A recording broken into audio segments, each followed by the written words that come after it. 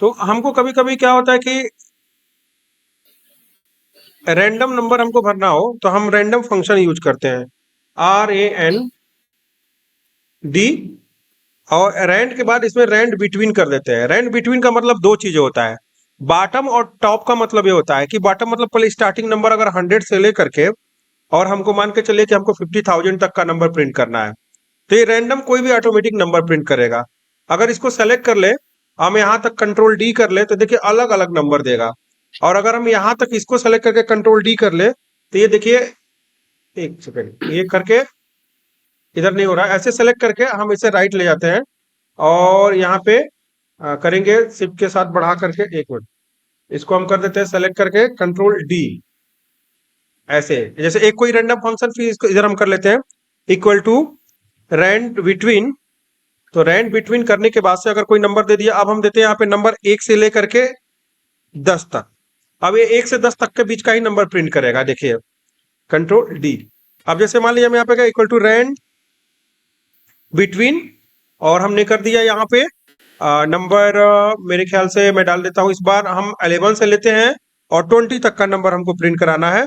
तो इसके बीच में रैंडमली कोई भी नंबर प्रिंट कर देगा, ये देखिए सेलेक्ट करेंगे तो हर बार में नंबर रैंडम, हर बार वैल्यू चेंज होती है। अब यहाँ पे जैसे मान लीजिए इक्वल टू रैंड बिटवीन लिखा, और हमने लिखा इस बार क्या कि हमको नंबर चाहिए 21 से 20 से लेकर के हमको चाहिए मान के चलिए 30 तक। ठीक है, तो 20 और 30 के बीच का ही नंबर प्रिंट करेगा, देखिएगा 20 और 30 नहीं करेगा, उसके बीच का नंबर प्रिंट करेगा, 20 भी कभी कर सकता है। ठीक है, तो ये हमारा होता है रैंड बिटवीन फंक्शन होता है। ठीक है, अब जैसे मान के चलिए कि कभी कभी क्या होता है कि हम नंबर को इनपुट करते हैं, मान लीजिए हमको इतने में 1 2 3 4 5 और इतने में नंबर को फिट करना है। हम चलते हैं, एक बार हम यहाँ पे बॉर्डर लगा लेते हैं। बॉर्डर लगाने के बाद हम चाहते हैं कि हमारा 1 से 100 नंबर तक का नंबर इसमें फिट हो और इससे अधिक ना हो। तो इसके लिए क्या करेंगे, हम सेलेक्ट कर लेंगे। सेलेक्ट करने के बाद से हम क्या करेंगे कि हम डेटा पे जाएंगे, डेटा वैलिडेशन पे चले जाएंगे। डाटा वैलिडेशन पे जाने के बाद से डाटा वैलिडेशन खोलते हैं और हम यहाँ पे लिखते हैं कि क्या लिखे, तो हम यहाँ पे देते हैं होल नंबर। होल नंबर मतलब मिनिमम कितना नंबर होगा, किसके किसके बीच होगा, बिटवीन। तो बिटवीन मतलब 1 से लेकर के मैक्सिमम 100 नंबर कर देते हैं।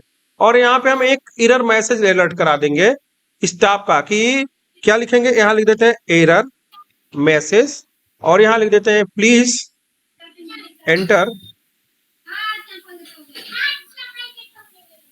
Number 1 to number between 1 to 100।